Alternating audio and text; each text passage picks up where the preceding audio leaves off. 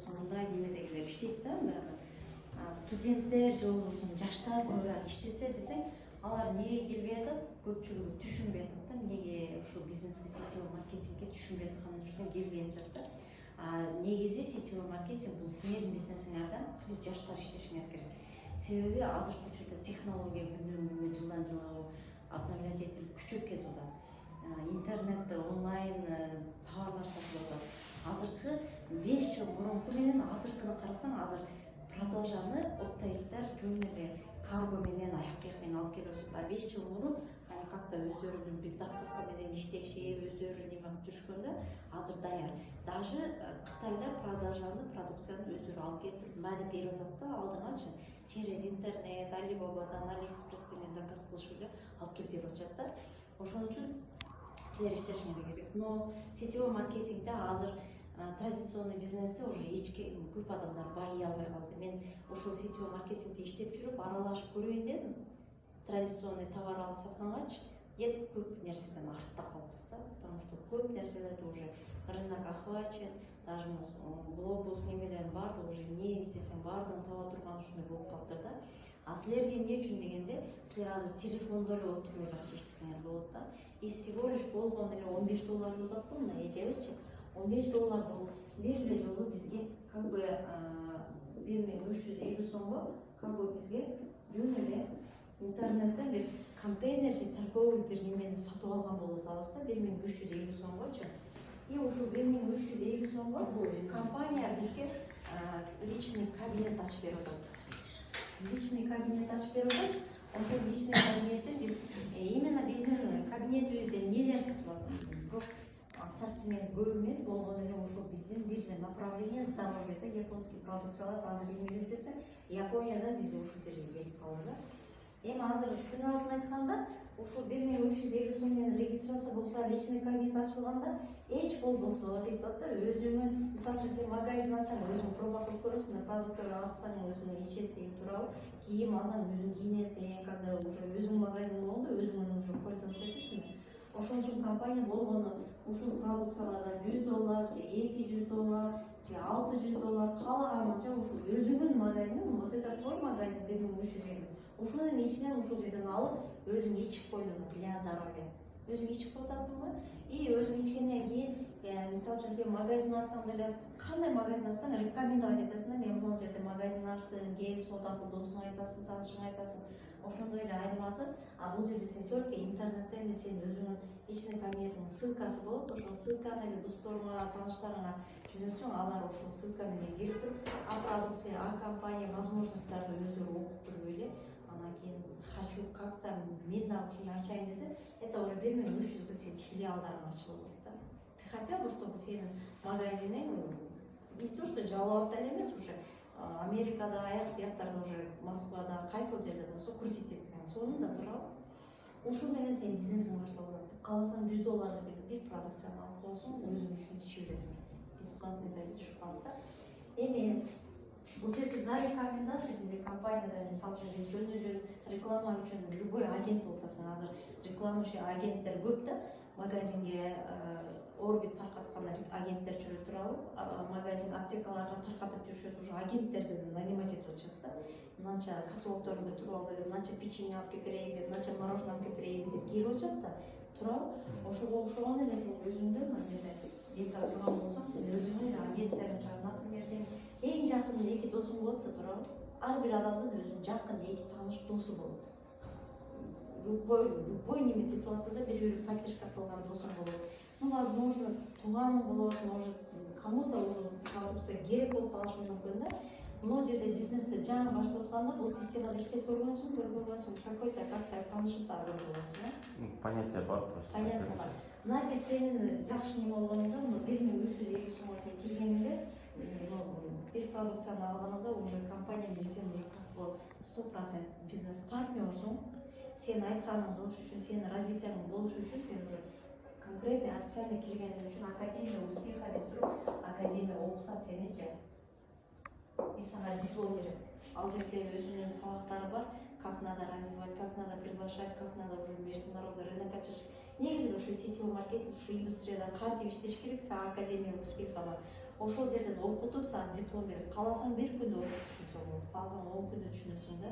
Эми сен кабыл алышыңа жараша ошол жердечи. А так ошол жерде обучениеда баардыгы бар да. Мен 3 сааттын ичинде түшүнгөм ушул бизнести. Академияга кирип, контракт түзүп туруп, товарды алып, 3 сааттын ичинде дипломду алганмын да. Это диплом означает, что сен уже партнерлуктан өттүң, обучениялардан өттүң, сен уже 1-2 таанышыңды жазганда эле уже акчаны сразу моментально акчаны чыгарып алганга уже доступ аласың да. А когда сен уже академиядан өтө элексиң, но сенин тааныштарың 2 досуң келди, бул $100 менен келди, бул да $100 менен өзүнүн продукция алды, акча мындан төлөнбөйт, потому что бул бизге кабинетке төлөнөт, мындан акча төлөнөт, от продажи, от покупки, товар обороттон төлөнөт да. Сага 10% бул жерден $10 чыгат, бул жерден да $10 чыгат, и получается ортодон дагы $5 чыгат. Итого $25 эки таанышың менен иштеп отасың. Компания сен ушул эки таанышыңды жазып $25 счетуңа түшкөндө сен академияны өтмөйүнчө сен акча бербейт, сен пока диплом алып разработать этип үйрөнмөйүнчө сага ушул акчаны чыгарып бербейт да. А сен академиядан өтсөң, сразу же акчаңды чыгарып баштайсың. Эми сен ушул эки адамдын то же самое эле сен аркандагы ошо $25. Бул дагы келип $25 акча иштесе, уже компания сага чека деп туруп, булардын айлык алганынан сага дагы 10% акча чыгарып берип турат да. 10% мындан 10%. Получается, бул досуң бир күн келип $250 алса, $250 алса, сага хочешь не хочешь $50 сага автоматически түшүп турат да. И дальше ушундай кете берет, мындай болуп кете берет да. Бул не сөз не кылыш керек, сен ошону крутить эткенди үйрөнүшүң керек да. Обязательно биринчи развитие личности, но түшүнүп алсаң эле уже дальше кете берет. Но есть люди, которые даже түшүнбөй туруп эле, эч нерсени билбей эле круг влияниясы менен жакшы иштеп келгендер бар да. Айтса эле, мисалы үчүн, акесин айтса, укасын айтса, баласын айтса эле алып келип эле, давайте деп туруп эле продукцияны алып кетип отуруп жакшы иштегендер да бар да. Андан сырткары бизде жана эже айтып кеткендей пассивный доход бар. Бул жагында обороттун компания эсептеп берет. Бул жактан 10 продукция сатылса $100 деп эсептегенде.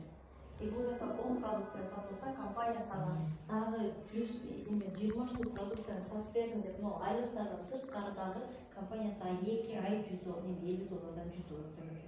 2 ай. И дальше кете берет. Мына жерге дагы 20 продукция кошуп, общий 30 продукция сатылса, 30 продукция мен сага азыр минимальный 600 эсептеп айтам, 100 эсептеп атам да. Бир эле продукцияны эсептегенде. 30-дан эсептегенде компания сага да 2 ай $100 төлөп берет, но 50 сырткары. Ушинтип эле командаңдын оборотун көтөрүп берет. Сен бул жерде не иш кылып атасың? Сен ошол эле торговияга кет, бирок жанагы көтөрүп жүрбөй атасың. Только ошол жерге 2-3 таанышыңды рекомендация этесиң. Эми мындай болуп ушинтип аязмаке. 2 ай $50, 2 ай $100 ол обороттун количество товар оборотта. И получается $1000 30 ай төлөгөн эме 30 ай болсо 30 000 төлөп берет, 72 000 төлөп берет, $144 000.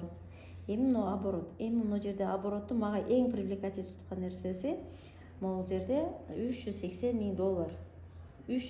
000 оборотду берсең, компания сага 30 ай $1000 төлөп берет. И бул жерде сени золотой директор деп туруп $20 000 акчасын берет. $20 000 акчаны кааласаң автомобиль аласың, кааласаң жөн эле алып туруп башка үй же башка бизнес ачып аласың. А мына айлыктардан сырткары сага автомобиль подарка берет да. Азыркы мына эч айтып аткан iPhone 13 мына болду. И путешествие, анан автомобиль, андан кийинкиси уже квартира, андан кийинкиси уже коттедж. Эми ушуну үчүн азыркы көчөдө жүргөн агенттерди ушундайга чакырсаң, много көп да туурабы, кайра эле разовый эле жолу товар алып коюп эле, товар сатып туруп эле зарплатага иштеп атышпайбы? 100 000. Мисалы үчүн менин балам немеде иштеди да, Яшкинадан барып туруп оштон жүктөп келип магазиндерге таркатып, канча оборот берип атасыңар десем, бир жумада бир барганыбызда 600-700 миңдик товарды алып келебиз да магазиндерге таркатабыз. И что получаете? 600-700 миңдик товарды алып келип сатасыңар, айына 20 000 максимально айлык алабыз дейт. Турабы? Ушинтип иштеп жүрүшөт да, доставка менен. Ала доставщик болуп ушинтип иштеп атат. Но какой-то Яшкина андан чыгып атат да, Яшкина бай атпайбы? А бул жерде ошол нерсени кылып отурган болсоң, то же самое агент болуп ишке киресиң, рекламщик, бүт нерсени кылсаң болот да. И ушул айлыктарды, подаркаларды Пассивный доходтордун баардыгын болгон башы ушу $100 менен 1300 да. Это для себя, а бул ушу бир чөнтөгөн кеткен акча.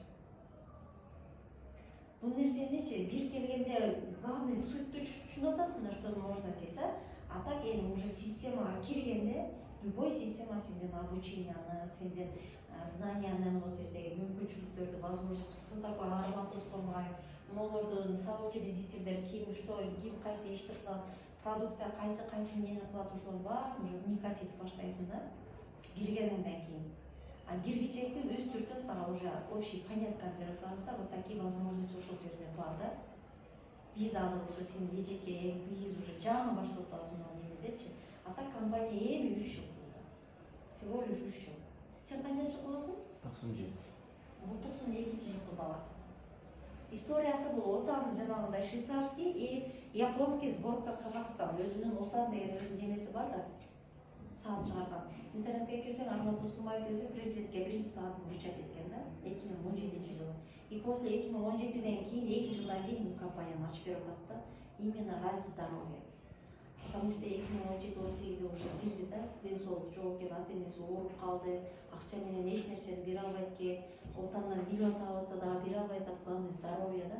И ушул япондор менен иштеп жүрүп, ушу японский продукция менен таанышып калып, ата-энесинин ден соолугун восстанавливать этип атат да.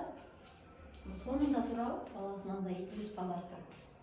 Мынакей ушул нерсеге сени чакырып атабыз. Сенин аркаңда не то, что сен эле эмес, сендейлерден миңта жаштар иштеш керек азырчы. Туруп жаштар иштеш керек.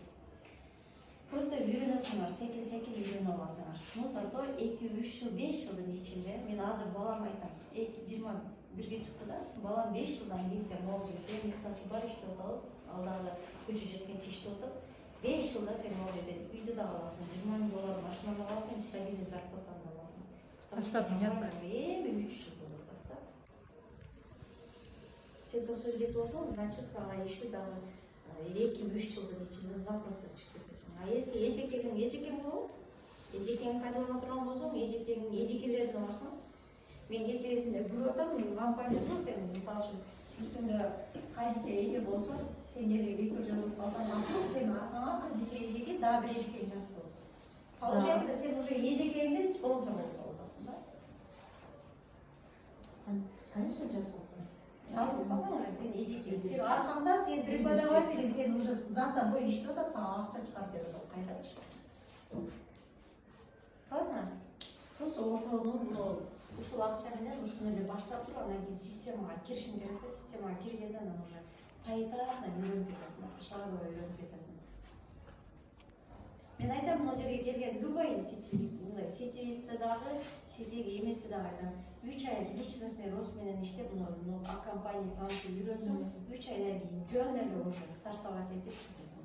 Любой жерде иштеп бизнес кылып акчаны таап кете бересиң да. Акчалар моментально түшөт. Бизде бирден бухгалтерия деген нерсе жок. Онлайн түшкөн акчаңды Optima банкка карточкага чыгарып бересиң. Optima банкка барганыңда сенен расчетный счет, патент, ИП деген сурайт. Только барып эле как физический лицо болуп эле Optimадан карточка ачып аласың. Карточканы которуп аласың, 24 сааттын ичинде счетуңа түшөт. Налог төлөнбөйбү? Налог чыгарат, сен директор болгонуңда уже $1000, $2000 жогору статусун стабильный $1000 жана пассив турат го. Ошого жеткениңде анан кийин сага патент ачтыйт, и то ошондо дагы 1350 сом. Жакшы да турабы? Ал убакта уже $5000-$6000 алып каласың. Президент төлөдү, компания төлөдү. Сетевой маркетингде баардык индустрияга бир ошо 1300 репетиторство менен ачып койгон да. Булар дагы баягы сетевикте көйгөн үчүн кандай налог төлөйбүз дегенде акыры ошо электронный бир ошону ачканда 1350 сом. Сен ошо 1350 сомдон пенсия соцкод ичинде коет да. Суроо барбы? Сандын только решение. Азыр сен келдиң, Бектур сен келдиң, сен бул жерде сетевойдо. Сенден диплом сурабы. Сенден профессия, опыт сурабы. Сенен только желание, я хочу, эжеке, научите меня то, что вы знаете, деп эле ошкону деп атасың да. Эми эжекеңе возможно 1-2 жумадан кийин эжеке бул жакта азыраак айтып, муну көбүрөөк айтыңчы деп калышы мүмкүн. что там у вас в Да. компании новости, не болот армандагы не жатат депчи, какой страна открывается деп. Только ушуну кызыгып каласың кайрачы. Эжекең азыр университетти таштайм надоел деген бияка тянет уже без такой келин Да. бияка здесь возможность Я много. только этот семестр жду, но балдар бүтсө, потому что мне госэкзамены, я там член комиссии, эме консультация ошолорум бар да. Буларды Азыр бүтөт, семестр бүтөт, анан я окуйм. сен как бы биздин Жалал Абадтын жаштарына путеводитель болуп каласың. Вот видишь, эч ким жок. Менин балам и то 21 жашта офиске кел десең, апа мен тиңдилер жок экен, там мне скучно дейт да, баабайлык боюнча деп. Мияктан эле иштеп жүрөр. Казахи работает, Узбекистан работает, Турция работает, молодежь работает. Грузия. Дагы сен мен ушул системага келгенде 3 жолу келип уккам. Ушул аз мисалы мындай эле маркетингде даканса айтып берген жокмун да турган. Жүз түрдөн. Ама мен биринчи келгенде башынан аягына чейин доскада отуруп, мына китептин баардыгын доскага түшүрүп, 3 күн катарына келгенде 3 күн түшүргөндөн кийин анан чечим чыгарган. Мен бирок ошондо сураганмын. Точно төлөйбү, но продукция хорошо. Продукция мен үйгө алып барып даже жөн эле полкага коюп коюшум да мүмкүн. Но вот здесь но бизнес точно ушуну төлөйбү, точно ушу акча береби деп отуруп, ой берет, вот деп неме телефонун ачып, кабинетин ачып көрсөтүп аткан. Хорошо, дагы бир рисковать этейин деп турам. Ошо 13 мың менен киргенмин да, 10 миң менен. Сиз канча болду иштегениңизге? Ноябрда келдим. 2021 Но кечи жакын ноябрда келдим. Бирок мен азыр уже мына 3 айдын ичинде мен уже азыр ордунан туруп любой жерге алып барса да, а компания, а продукция уже опыт бар, команда уже күнөн-күнү растет. Возможности көрдүм. Баламды түртүп атам, давай тур, иш кыл мына жерде, сонун келечек. Давай тур деп. И мына Арман Тосконбаевдин мына сабак реквизиттелерин булаларды көрүп чыктым, бир эле мунуну көрө элекмин. Калгандарын көрдүм уже, сабак. Азыр кайсы деңгээлге келип калдыңыз уже? Азыр мен уже бронзовый директордон эме, бронзовый менеджерден өтүп калдым. Бир жагында получается, бир жагында 50-дөн ашык адам бар, бир жагында 30-дан ашык адам бар да. Уже чоң организациянын уже командамын. Каждый за свою мечту деп атат, ар ким өзүнүн бизнеске иштейм деп келип атат. А мен только маалымат берем адамдарына, а компания, а продукция, возможности айтып берем да, менин ишим уже. И дальше дагы айтып бергибиз келип калат экен да уже, потому что вообще сонун мүмкүн жок. Болду, сенден башка продукция кийин ал дебейт. Вектор, кабинетиңе дагы бир жол $100 алып кой дебейт да. Все, ушул эле жетет сага. Я түсіндім, просто все сводится к тому, чтобы после меня найти пару человек и демекин да просто 10 000 сом болгонго алабы деген суроо. Эми смотри, сен бул жерге ноль информация менен келдиң, Сен сага жерге келип отурганыңа чейин, эштен кирип келгенге чейин сенин мышлениең башкачараак болчу, правильно? Мындай возможность бар жок экенин билбейт элең да, туурабы? А компания биздин нерсе билбейт элең да. Ты пришел, сел, биз сага айтып берип атабыз. У тебя изменения болуп атабы, мына ой жүгүртүңдө, давай, может, попробую деп. Эми сен айтып атасың, ты для себя принял решение, жазылам, хорошо иштейм деп. Ну, у тебя второй вопрос, я могу привлекать людей деп, просто адамдарды чакыра алам деп. Сага берилген нерсе ты тоже азыр башында өзүң кылбайсың, минимальный 5 презентацияны ушул жерге алып келесиң, биз как сага айтып берген